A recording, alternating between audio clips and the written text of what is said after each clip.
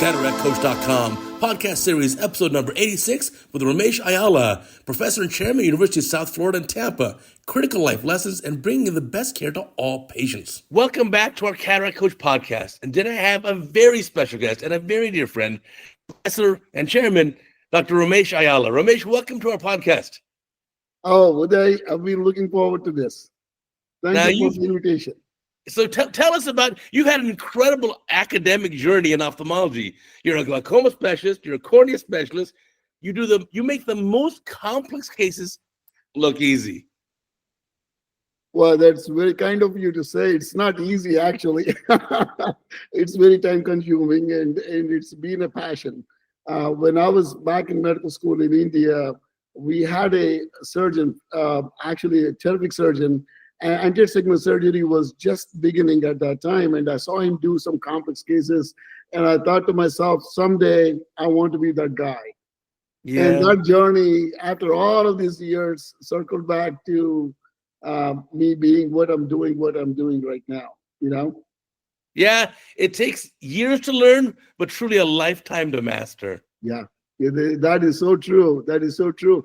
And one thing I was reflecting as you asked this question, what you think of when you're young, you want to be that, and you start the journey, eventually you will reach it. And that journey is what you should enjoy. I don't know what the results are going to be like, but the journey has been tremendous for me. Yeah, the process. Yeah, take us through your journey. What was your journey in ophthalmology? How did you get started, and how did you decide you like it, and what brought you to train it? You trained in Boston, and then you also had a big academic career. Tell me everything.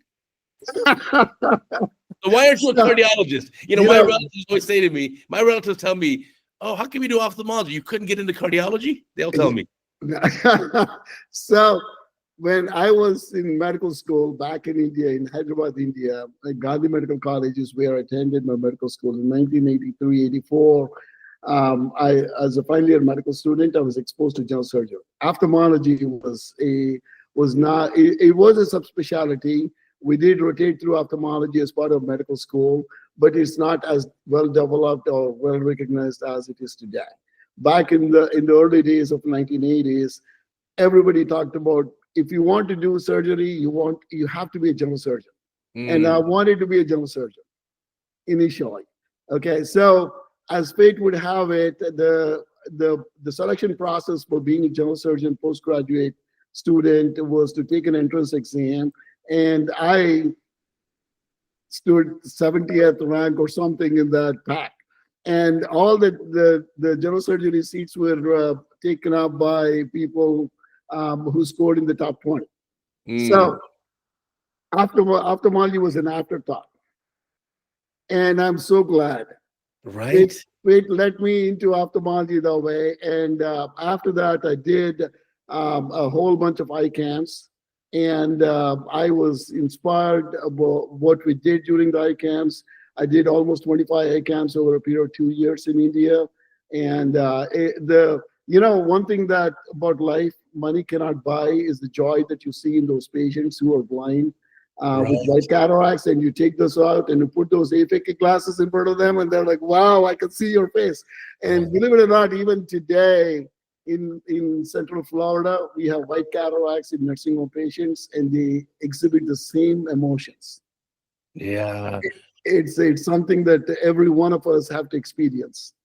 The magic of the white cataract. Same with me. When I was in medical school, I didn't plan on doing ophthalmology, and I happened to see a cataract surgery, but white cataract, and I saw the patient walking in blind, holding the wall, and then the next day, after an elegant surgery, vision restored. I thought it was like the most amazing miracle in all of medicine. Right. And so after I decided I'm going to do ophthalmology, I took a one-way ticket. Back then, they would allow you to fly into England with one-way ticket. Whoa. So 200 pounds in my pocket, one-way ticket to London. I landed in November of that year. First time ever leaving my city that I grew up in into the winter of London. I took my lab exam, as they call it, which is the qualifying exam there, similar to the USMLE now. And I spent that winter, that Christmas with a friend of mine, and then got into residency program in what is now called Liverpool Mercy Regional Hospital Systems. So Liverpool, Chester, Warrington, that's the circuit that I did my residency training in. And towards the end of it, I got bored. I did so many surgeries. And suddenly one day when I was introduced to trabeculectomy operations, a thought came to me that no one knows what is the thickness, ideal thickness for the trap flap would be. Right?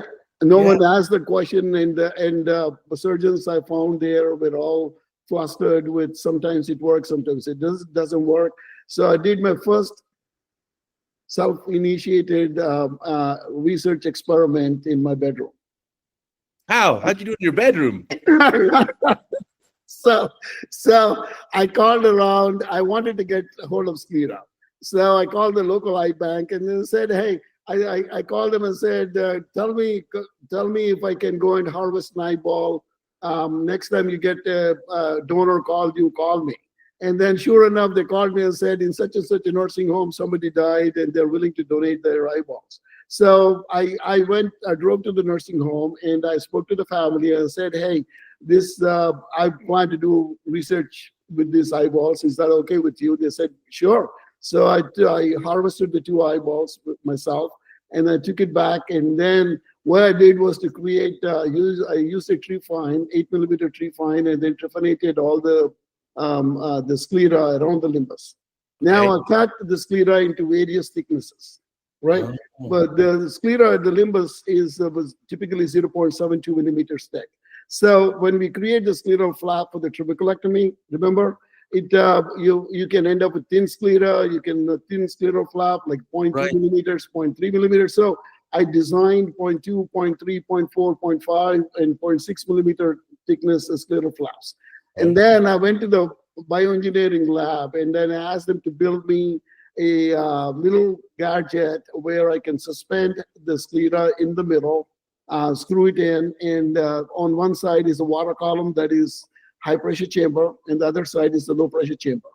And I stuck the entire thing in my bedroom, and I injected fluorescein. I forgot what dye I injected, but I injected a dye into the high pressure chamber.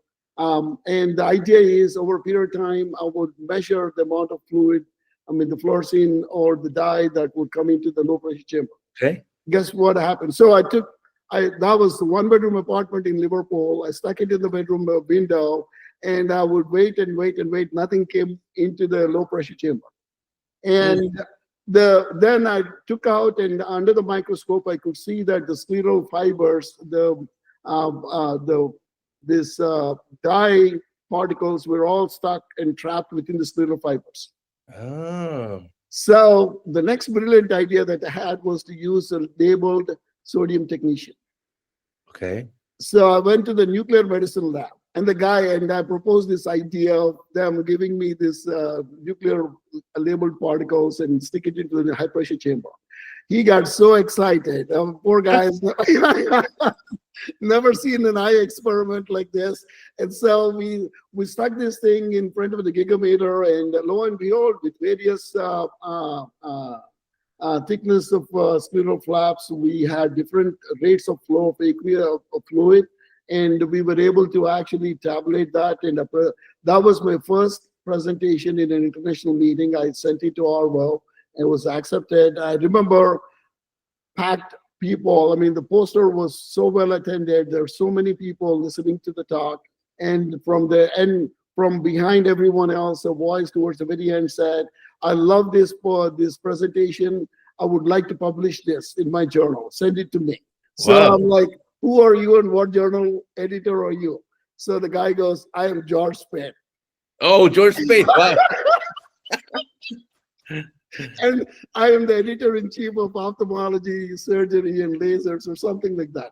So I called back, after the meeting, I called my senior registrar, Com O'Brien. He's still in practice in Dublin, Ireland. And I said, hey, Com, this guy called George Speight wants to publish this. He says, you spoke to George Speight? I said, well, he was in front of me. He wants to publish it. I asked him what his name is. He said, did you say that really? I said, yeah. And that's how my journey into research started. And then I found that at that time, back then, they did not have fellowships in England. Okay. But Colm O'Brien, the same guy that I spoke about, he just came back from Boston during my final year in St. Paul's in Liverpool. And our glaucoma guy, Peter Wishart, everybody was scared of him. Dr. Wishart was a super nice guy, but he had his tempers, right? And so, but in our grand rounds, at the end of the conversation, everybody would turn to Colm and say, "What did they do in Boston?" And Colm O'Brien would say X, Y, and Z, and that was it. People would accept whatever he said. I'm like, at that Christmas, I asked Colm, I want to go to Boston. I want to do a fellowship there because it looks like that's the mecca of glaucoma. Sure. So Colm started laughing at me, and his wife came in and said, "Why are you laughing at Ramesh? He thinks he can go and practice ophthalmology, learn glaucoma in Boston." So I said, "Colm, just give me a contact. Let me figure this one out." So he set me up with Joe Gona with Dr. Caprioli. So Dr. Caprioli was in Yale Medical School at that time. So he offered a research fellowship. So we landed in Danbury, Connecticut, and my wife took an internal medicine spot in Danbury, Connecticut. Both of us, I did my FRCS by this time in England, and she did her MRCP in internal medicine.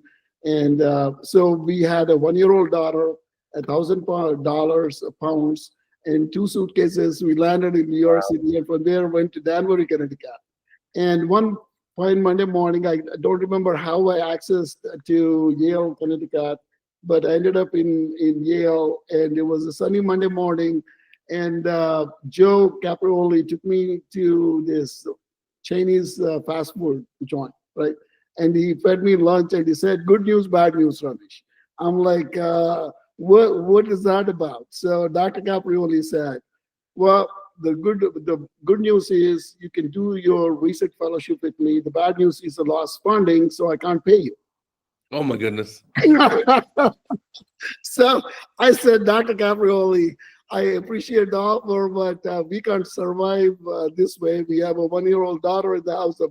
And so I went back home to Danbury, and then I knocked on internal medicine chair.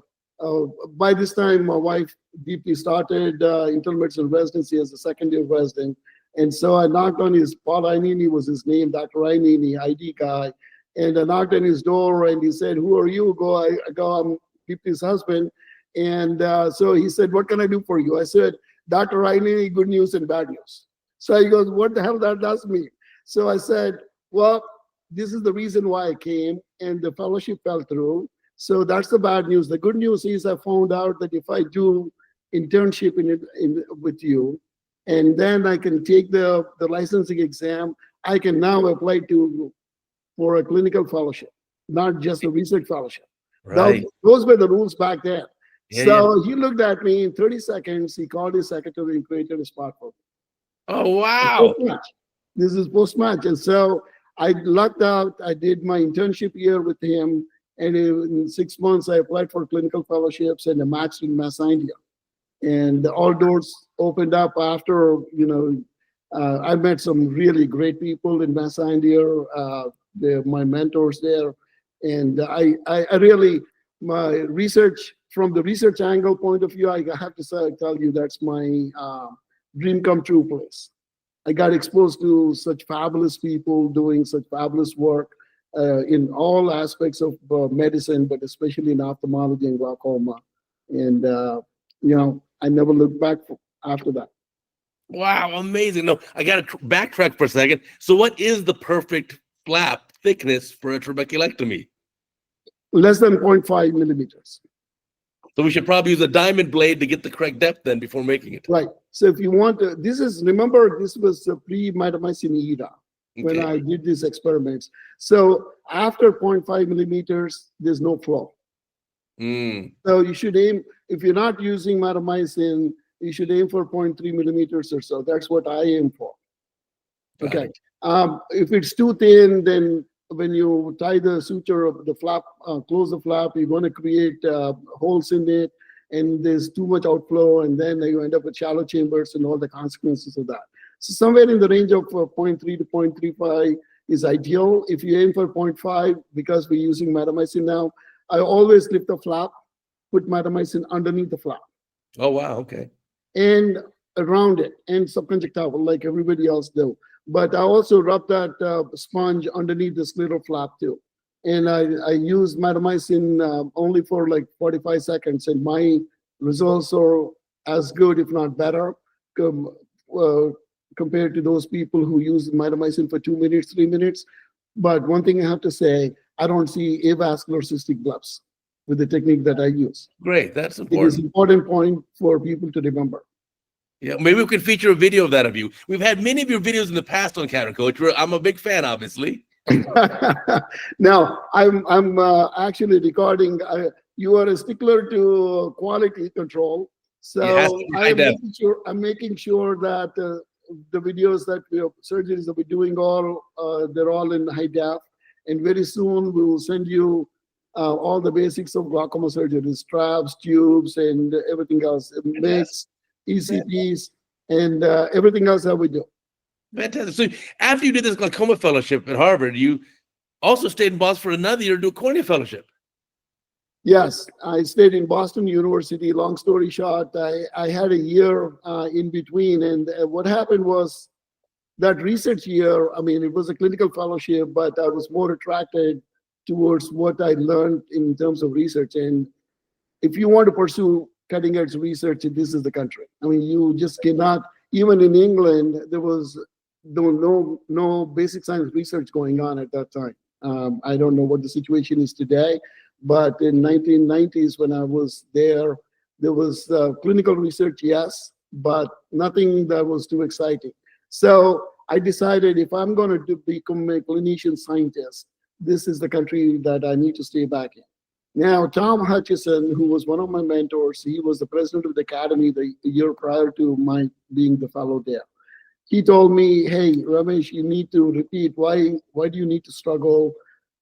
If I can get you a job to be a faculty in a place, but you will be always at the mercy of a chair. Mm-hmm. Why don't because in India, when I started my medical school, I was 17 years old. So I was, by American standards, I was still on the younger side. Yeah. So he said, I would suggest that you apply for a residency program, get yourself fully accredited by the American Academy, and that way no one can ever touch you. That was his advice. So I did apply and matched in Tampa in USF, but I had a year to kill, and I always had interest in the cornea. And so I did a year of cornea in Boston, and then came down to Tampa. Wow, well, it proves useful for you. So we had a video of yours recently on CataractCoach with very complicated cases, Boston K-Pro, plus you do the glaucoma procedure. I mean, it's amazing. Yeah. So because of that background, plus in Tulane, when I became faculty in Tulane, Del Caldwell, our chair, Del passed away recently, 6 months ago. And you've been there when Del Caldwell was visiting Tampa, right? So Del is was an amazing gentleman and a brilliant surgeon. Del's opening statement to me when I joined his Tulane faculty is, I asked him, can I do anything and everything? He said, listen, you're double fellowship trained. I will not stop you from doing anything anterior segment. As long as nothing bad comes back to me, you are allowed to do anything, is what he told me. And true to his word, even though some of the cornea faculty initially had doubts as to why I'm doing this and that and everything else, they'll always back me. And so I've always done anterior segment,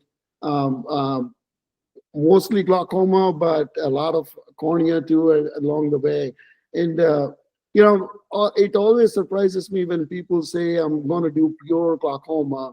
I think they're missing the point that 50% of all glaucomas end up with cornea problems. Sure.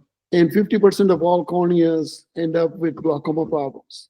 Sure. And unless you understand the basics of both aspects of it, you cannot solve these problems. And that's why those videos that you're kindly presenting to the world to watch, it shows what amazing work can be done, both controlling glaucoma and doing cornea work. In that case, using the K-Pro appropriately, we restored the vision to 2030. It's a life-changing event for that particular patient. So that kind of a can-do attitude will come when you tackle both cornea and glaucoma, and of course cataracts in the mix. Everything together, Everything together. One-stop shop. You're right. So you obviously had great experience there as faculty at Tulane, and then you actually returned now to become chairman at USF Tampa, University of South Florida.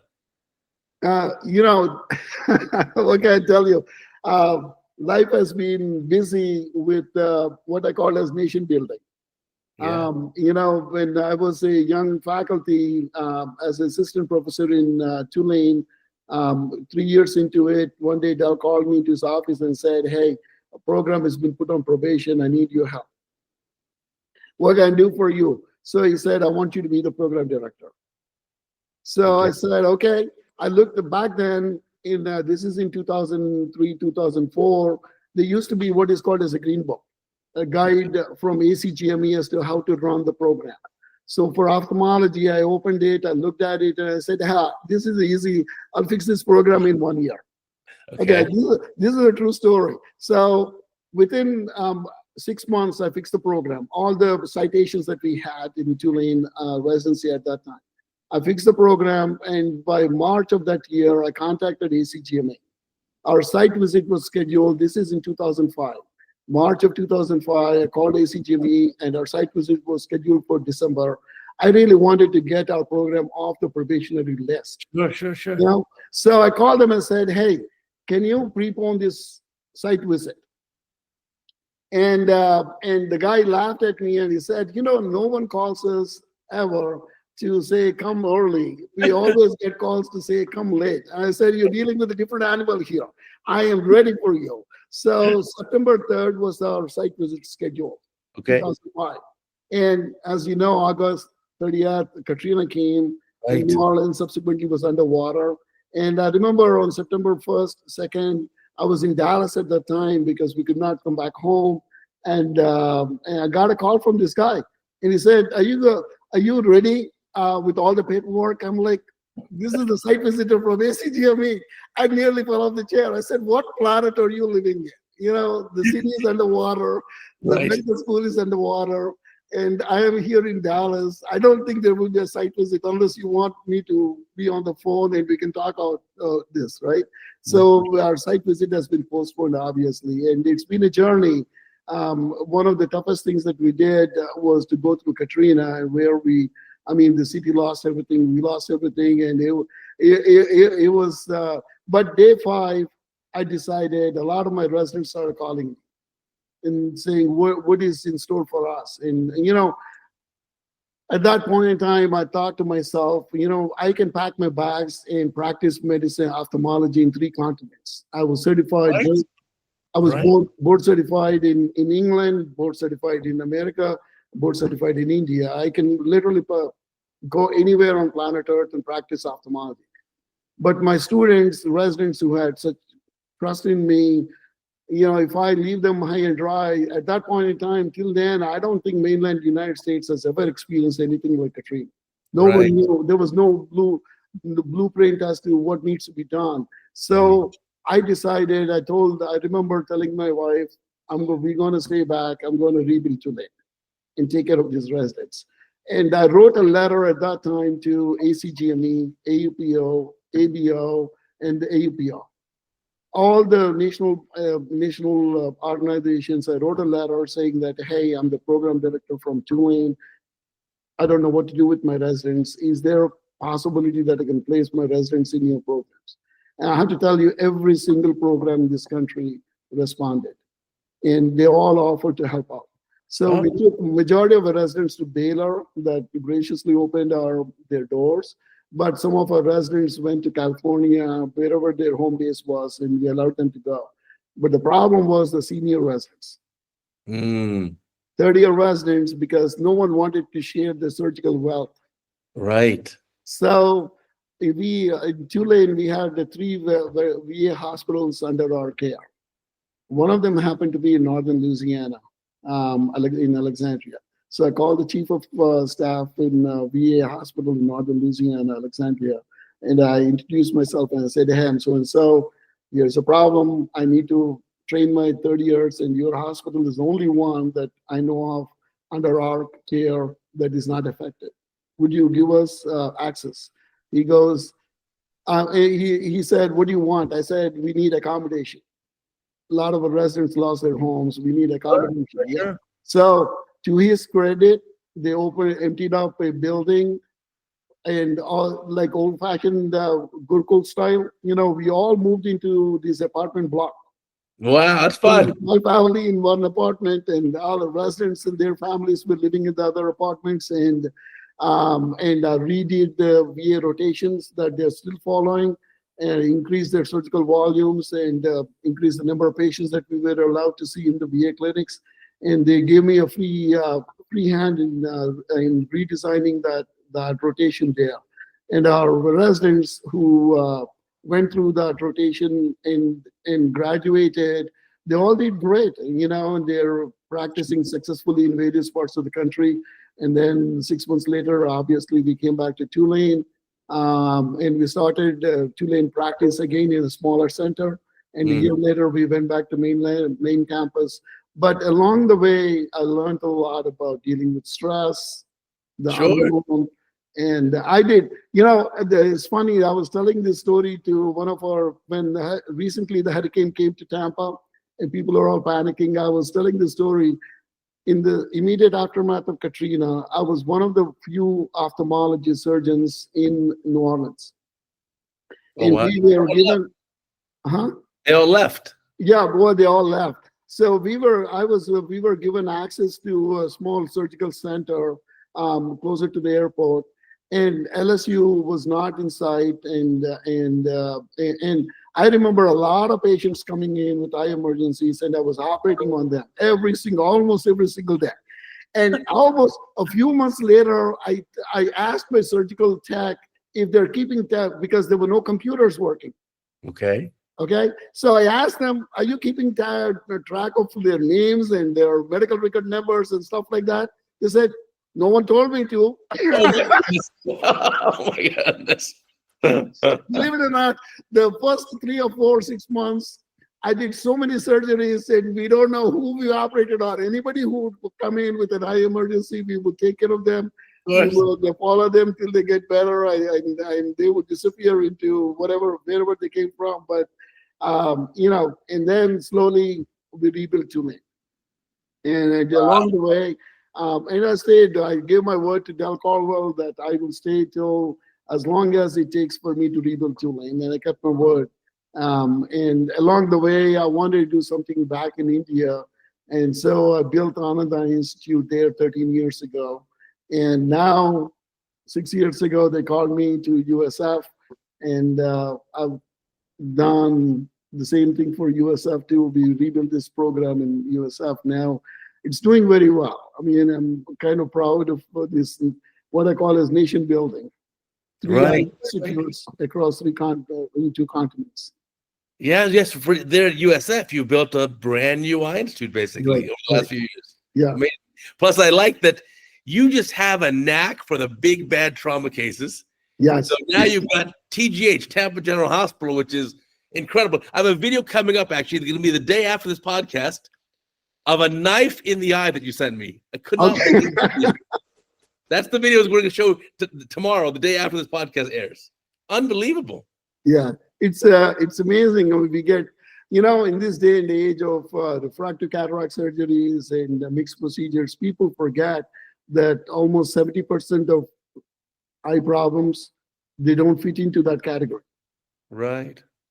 And what I worry about personally is if all the young surgeons are attracted only to that aspect of ophthalmology as to what is going to happen to the really sick people with sick eyes. Right. And it's already playing out in Central Florida, probably in the rest of the country and the rest of the world. The video that you played out on acute glaucoma with a flat chamber, which the pressure is 60 for 1 whole month, that lady went through 4 emergency rooms and 3 ophthalmologists, in various parts of Central Florida before she ended up coming to Right. Tampa Emergency Room, and I took care of her. And this, I see this on a daily basis. Right. So for those who don't remember, that was a case of chronic angle closure. She had a high pressure for a long time, total white cataract. In fact, the whole iris was shoved into the angle. You couldn't even see the iris. You couldn't see the iris. And you reconstructed the whole thing. Yeah.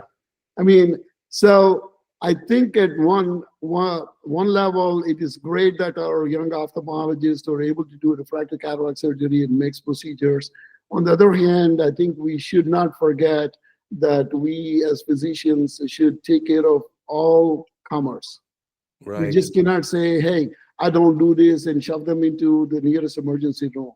Because in this complex healthcare environment, which is a jungle, especially here in Florida, it is so difficult to navigate. These poor people, they don't know where to go. And the other thing that I see here in Florida, same thing that I experienced many years ago, almost 40 years ago in rural India with eye camps, the nursing homes here in Florida, full of white cataracts.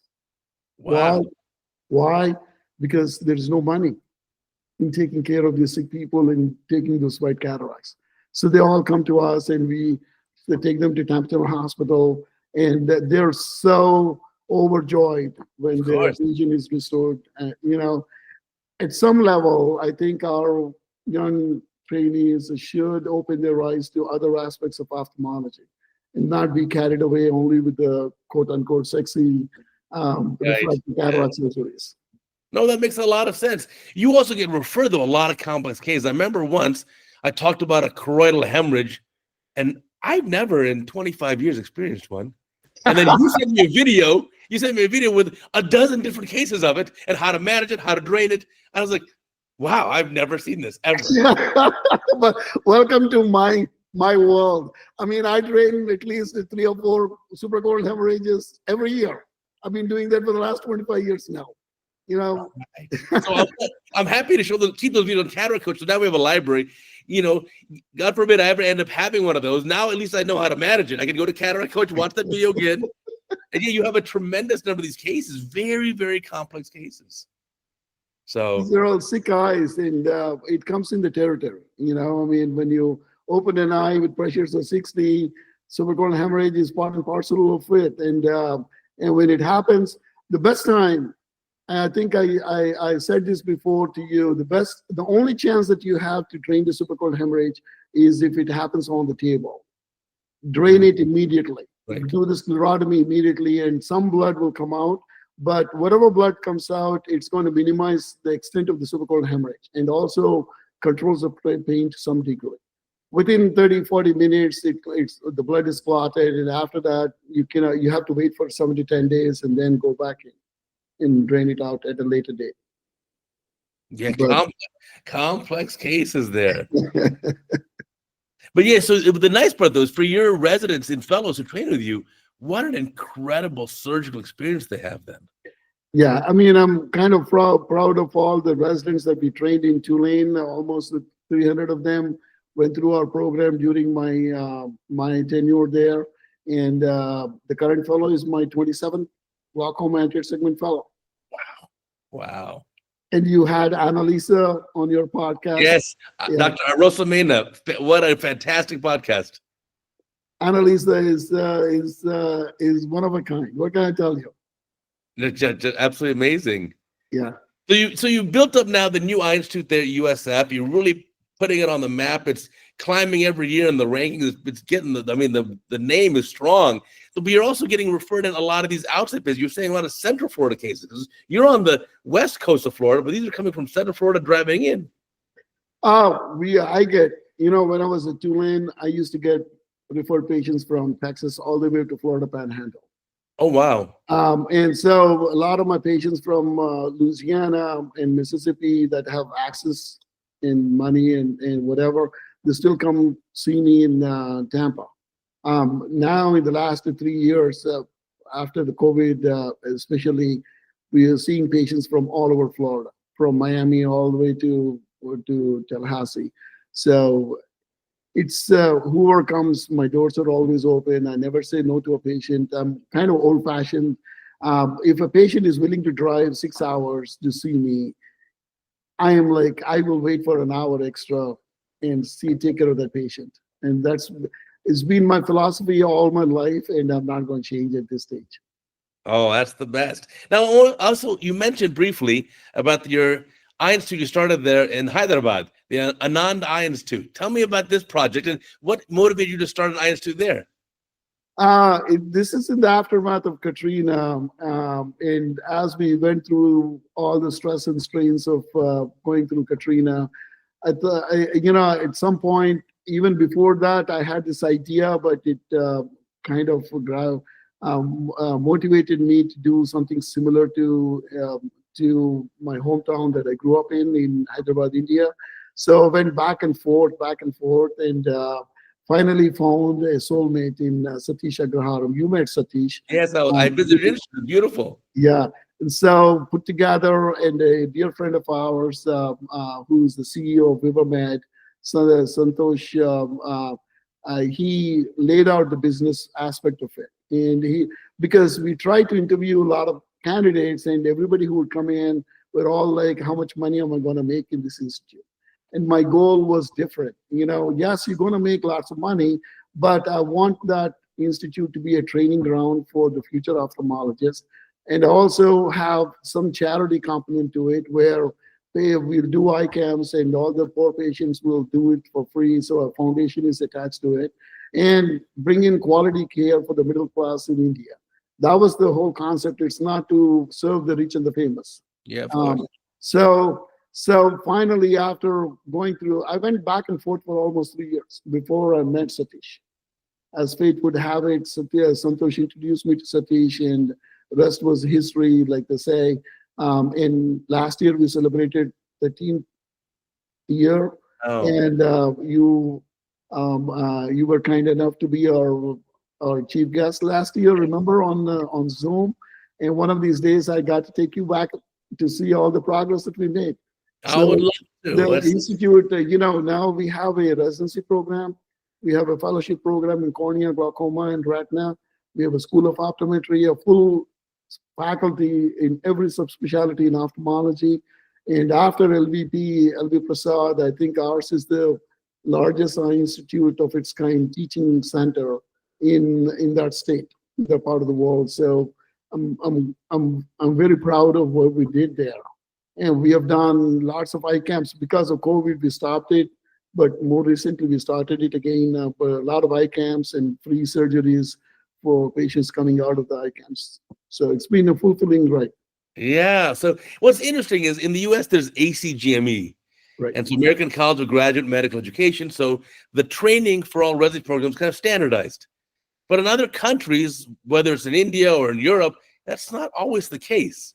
And so what's neat about your program is you bring in a very regimented, almost USA style of training to the Anand Eye Institute.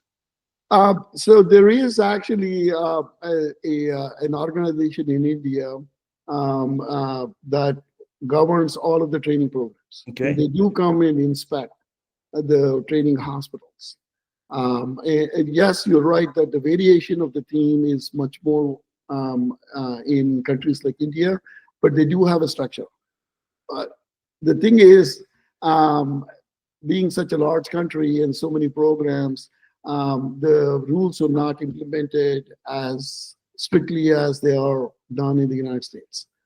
So what I did was to take what we do here and try to transpose what is practical out there. And the outcome is what you see there. And LV Prasad did the same thing too. I mean, Sure. You have some fantastic training programs in India. LV Prasad, the Arvind System, Shankar Netralaya, to mention a few. And so we mimicked, I actually interviewed Arvind faculty members, founders, to take some lessons from them to put that into our Ananda Institute DNA. Oh, that's amazing. Amazing progress. So now on your journey, because you've had an incredible ophthalmology journey, like you said, spanning 3 continents, all over the place. What's next in your big journey? You start now at USF, you kind of redesigned, built this new eye institute. What's coming next in your journey? So, well, if I fail, don't laugh at me. All along, in year 2000, I wanted to remember I told you my first inclination to come to the United States was because of my interest in research. I Sure. always took a backstage because fate, whatever you want to call it, drove me into building these centers. I mean, Katrina came, forced me to spend 7 years of my life. I didn't do anything other than work 24/7 for Tulane. I mean, the amount of work I put into Tulane ophthalmology was you had to only imagine. I mean, it was incredible the amount of energy that I put into that, and at the exclusion of everything else. Same thing is happening in USF the first 4 years, 5 years of it. And in Anand Institute, when we did that, I gave 100% there too. But along the way, what took a backstage was my research ideas. Sure. This part of it, this next few years, you're going to see a whole host of new, hopefully, products coming out of my lab that will change the way we're going to practice medicine, glaucoma especially. So the first one that's going to come out, and I'm going to share this with you, is a app that we created. We're using your smartphone and a $20 vision field VR goggle set under $50. You can test your vision fields yourself at home. Wow. We are building all these big institutions that are so expensive that you're limiting health care to only the rich and the famous. 94% of glaucoma patients, for example, live outside the United States. They don't have the technology that we have. If you have glaucoma in major part of the rest of the world, more than likely you're going to end up going blind. Wow. For lack of simplicity and simple techniques and knowledge, and glaucoma, even in the United States, it's so difficult for patients to access a glaucoma specialist who's completely trained, right? And so my goal for the next 10 years is to simplify healthcare, diagnostics, and surgical tools, make them cheap enough that anybody anywhere in the world with some knowledge of accessing them can access them. So the first one that's going to come out, we're doing the clinical trials, and I was so fortunate to have your son, Arun. Arun was the instigator for the beginning stages of that vision field project, and now we actually have an app. It's Awesome. there. It's already in the test pilot mode, and we are releasing the 0.2 version of it very soon. Once it's done, I'm going to send it to you and Arun to test pilot it before I go public with it. But it's working beautifully. It's almost 100% as accurate as your Humphrey vision field. The beauty is now I'm able to capture the data and visualize your vision field that you're doing from home. The first of its kind, where the patient is testing in the house, and we are able to visualize the vision fields. Now, and very low cost. Huh? Very low cost. Listen, my goal has always been not to make money. In 2003, I was probably the first guy in the world to have built this system. Tulane wanted to patent it, and they found a patent existing from some guy in California who in 1995, 1996 or so had the same vision, even though at that point in time, there was nothing like a VR goggle around, but he had the same concept. And he patented it back before 1998. Do you know that you could patent an idea? After 1998, they shut that down. You cannot patent an idea anymore. You need to have a demo of your idea, a working demo, before you can apply for a patent. And so Tulane lost interest in it, and then Katrina came, and I forgot completely about this project.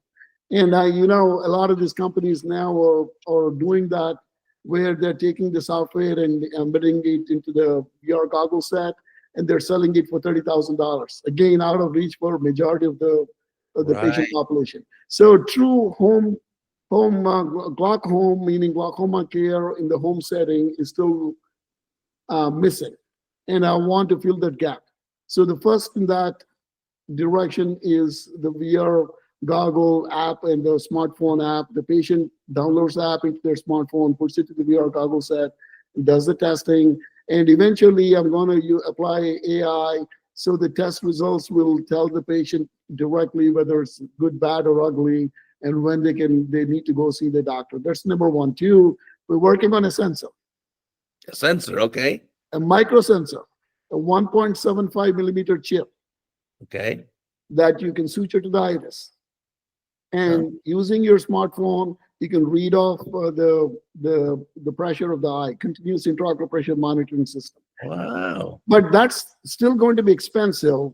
What the next idea that I have of this project, I want to create an app similar to the VR goggles app that the patient can use, that is so simple that for $10 they can download the app and reasonably check their intraocular pressure. That I'm working on that aspect of it, but that may be many years away. But if you think about this, you have an app for the VR, the visual fields, an app to check the intraocular pressure.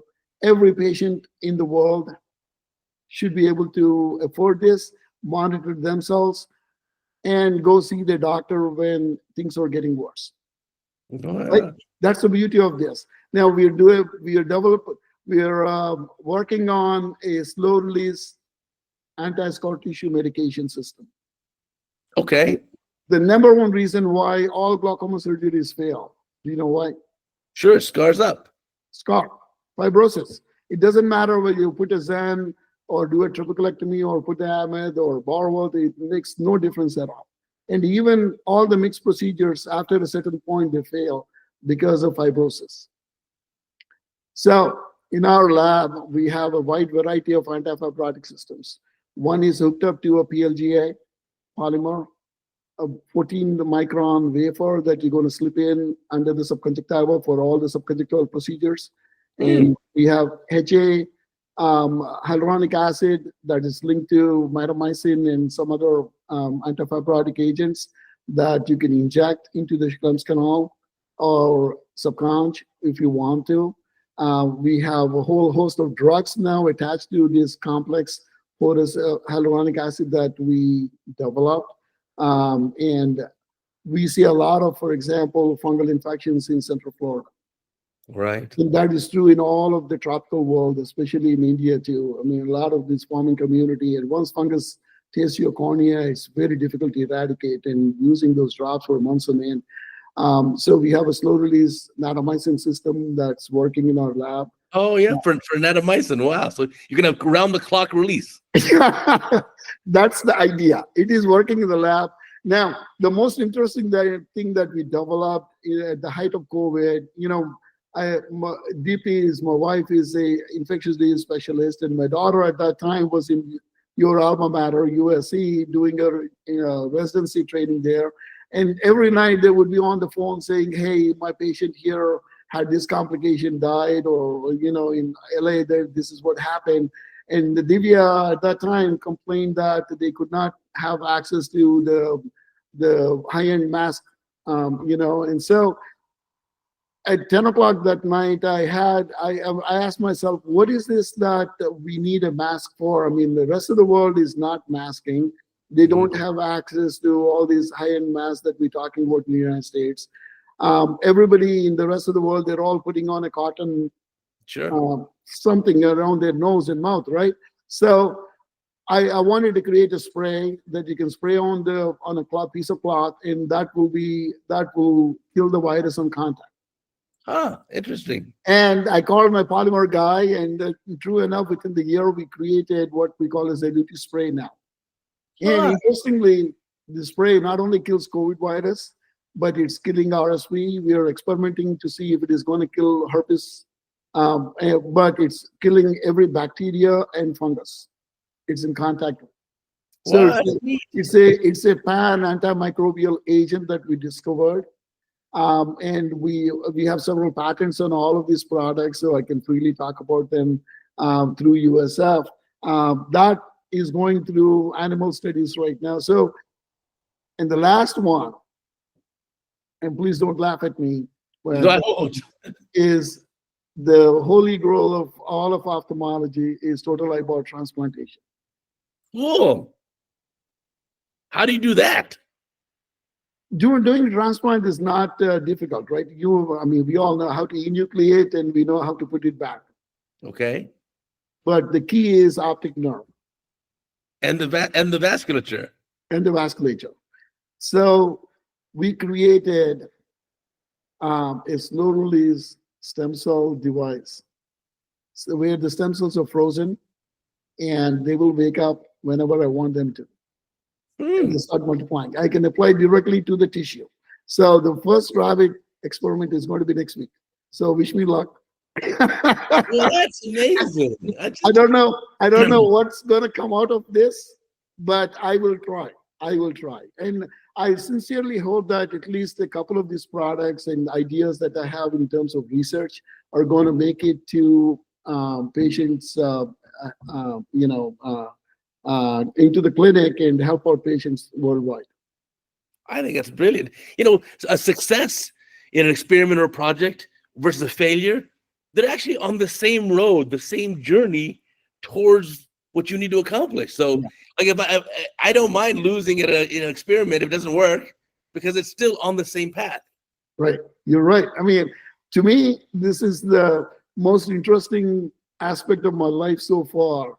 I'm dedicating so much time to my lab. Every minute that I'm away from my clinic, I dream about my research, and my research fellow is 24/7. I'm on his backside. You know, I'll be doing this, I'll be doing this, I'll be doing this. But it's been, I cannot complain about my life.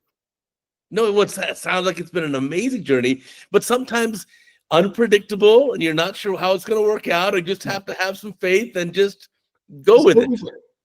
I mean, you know, the worst thing that can happen, like a long time ago that I realized is when I ask people, they can say no, they cannot do anything more than that, right? It's the same thing with the experiment still.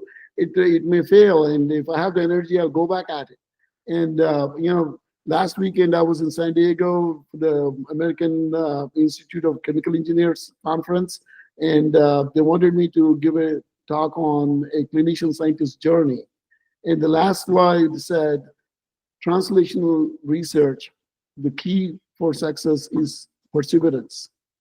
Yeah. You got to persist and persevere. Otherwise, science is never going to move forwards. So I am looking forward to this aspect of my journey. What all I did so far for patient care and surgeries and 3 institutes building up, and all of that is one aspect of it. But translational research, if we can get a couple of products into the marketplace, that would be phenomenal. Yeah, for sure. But yeah, you're right. It requires grit. You have to be tenacious. You have to just keep at it. You cannot give up. You cannot give up. You just have to keep going back to the lab when it fails. Yeah, and see what you've learned. Okay, it failed, but what did I learn? Yes, that's exactly right. Honing in on what you need to do. Yeah. It's frustrating. I mean, it is frustrating. I mean, but having said that, you give up. It's your baby that you've been working on for so long, and it's going to die with you. On the other hand, you persist and persevere. The results are going to be good. I mean, it may not be perfect, but it will jumpstart the research in that direction. So somebody else will pick up from there and maybe perfect it. That's the way to look at life. Right. You'll continue. The idea that you started may not be the perfect one just yet, but it'll live on in perpetuity even long after you're gone. Yes. Yeah, it's all about legacy now. This is better than a legacy, because then neat part too is these ideas, these projects, they end up helping so many patients. That's what I'm looking forward to. It's like taking the white cataract out. You know, one time I remember there was a young lady, African-American young lady in New Orleans, who had VKH syndrome. Okay. And she was blind in one eye, and her only eye, she had massive uveitis with fibrinoid reaction in the anterior chamber and choroidal effusions and super high pressures. The angle was completely shut down. And the retina people sent the patient to me. I remember working on her multiple surgeries later.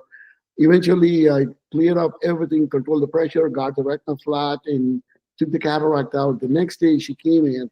And during this entire year of seeing her 2-year-old daughter or something, she used to be a very active young woman, young lady, infant. She used to run around the clinic all over the place, right? So After a cataract surgery came, this lady came in and she started crying. I said, what happened now? And she goes, for the first time since I gave birth to my daughter, I saw her face. Oh, wow. Wow. Isn't That's that amazing? I yeah. mean, those kind of moments will stick with you for the rest of your life. And I am way, and any of these products can help out people to get the same kind of feeling. That would be awesome. That would be a life well spent. So, okay, let's summarize our call with the important things to teach the young ophthalmologists. Because, our podcast is especially listened to by the younger ophthalmologists, 30s and 40s. So, number one, for any research you do, you have to just have grit, persevere, keep working, never give up, be tenacious. That is correct. All right, number two, you never know where life will take you. Just be passionate, go with it, and you'll make the most of it. And make the most of it. Don't give up. Don't run away. And any hurdles that you face, like Katrina, just be there and you will learn a lot. I'm a better person today having faced Katrina and stayed back in Tulane. Right. Yeah. There's something we learned in all challenges, all problems, there's a silver lining. There's a learning. There is a silver lining. And there is always a learning curve from any problem that you face. Just like in cataract surgery, you are the world's expert, and I learned so much from you. I mean, your talks, your presentations, and the way you carry yourself. I mean, you guys are fabulous examples of how somebody should build their careers. And and you are helping so many people worldwide today. I mean, with your teaching ability, and you're taking this YouTube concept to the masses, so to say. I mean, you equalized education. I mean, I don't know if you look at your life like this, what you did with your channel is to democratize cataract surgery across the world. Now, any person anywhere, it doesn't matter which part of the world they're living in, they can learn cataract surgery just by watching your channel. Right, on their mobile phone, anywhere on the planet. Anywhere on the planet. And so when I see somebody like you, I'm like, what is wrong with me? I should be working harder. That's what I think of you. Believe me. I think, gosh, I'm not as smart as Ramesh. I'm not as hardworking. I'm not as brilliant. I'm not as innovative. But and I think another third lesson for the young surgeons is really embracing the full spectrum of ophthalmology, including our patients who come in with these very difficult cases, maybe don't have good access to healthcare. Maybe life isn't only about achieving perfect Plano with a premium lens in a refractive cataract patient. Maybe there's more to life than that. There is more. There is always more to life. And don't ever forget your roots. A lot of us came from nowhere. I mean, with nothing to begin with. And still we are successful. And always think about those days. That's the way I look at life. Always think about where you came from. And don't ever forget people below the, bottom line, people that don't have too much money. I mean, it's not all about rich and famous. Think about the people in nursing homes. And when, we used to do a lot of charity work, and a lot of my residents used to ask me, take me to India, take me to Mexico or wherever. Always used to say, hey, look out of a window. We have poverty here in the United States. Yes, for sure. Why don't you take care of people in your own neighborhood first and foremost? Right. That's a great point. There's no shortage of patients here with white cataracts and who need your help. Yeah. I mean, it's become fashionable now to go to some other country and then post it immediately on Instagram or whatever. But but the reality is there's so many problems in our own country that we live in. And why don't you help out our own community? And that's always my point to everyone. Start at home, be humble, and do the best that you can for the society at large. And I think everything else will take care of itself. Oh, that is great advice. Great advice. And finally, the last, number 4, keep learning. What you learn in your residency and your fellowship is a great start. But it's not the way you're going to do things in 10 or 20 years. You've got to keep up with everything. I'm 62 years old now. Even today, I watch your videos, And every time you come to Tampa, kind enough to come and give your presentations, I watch you, I see the presentations. You never know when that moment that you showed this thing or that technique will come in handy for saving the eye of a patient. Right. Always be a learner, lifelong learner. I think we're both committed to that. Like with Cataract Coach, I learn way more than I teach. You know, I get submitted to me 30 to 50 videos are sent to me every week, and I watch all of them. Yeah. See, watching, you pick up those little techniques that help out our own patients when on a difficult day. So I want to thank you for what you're doing. I mean, really, the world is a better place because of people like you. Oh, you're very sweet. Thank you. Well, I want to thank you, Ramesh. What an incredible podcast. Again, tomorrow's video, if you're listening, this is posted on a Sunday. On the Monday video coming up, it'll be a knife in the eye. The YouTube censors may have a heart attack when they see the video. But what's miraculous is, I mean, obviously a very complex case and required a lot of reconstruction, but achieved reasonable vision. Yes, that's so that's the other point that I think we should leave with the young audience here. Don't ever give up. There are a lot of techniques that can be used and in reconstructive ophthalmology. And you know, that case is a perfect case. I mean, you look at it, you say, "Oh my God, how just to nucleate." Yeah, you just nucleate. Yeah, and then the result is reasonable. I won't say that it's going to be 2020 till the day that we do not know how to regenerate retina. We will have this problem with retina scar limiting the vision. But hey, the lady walked out with an eyeball and is still able to see out of that eyeball. So. Right. Oh, amazing. Amazing. Again, we'll have that video feature tomorrow. I want to remind our listeners and viewers, remember, we have a new podcast every single weekend, every Sunday. Top podcast in all of ophthalmology. And of course, there's a new Cataract Coach video every single day. And we'll start featuring more and more videos from Professor Ayyala and his team at USF with these very challenging cases so we can all learn together. So until next time, I'll catch you later.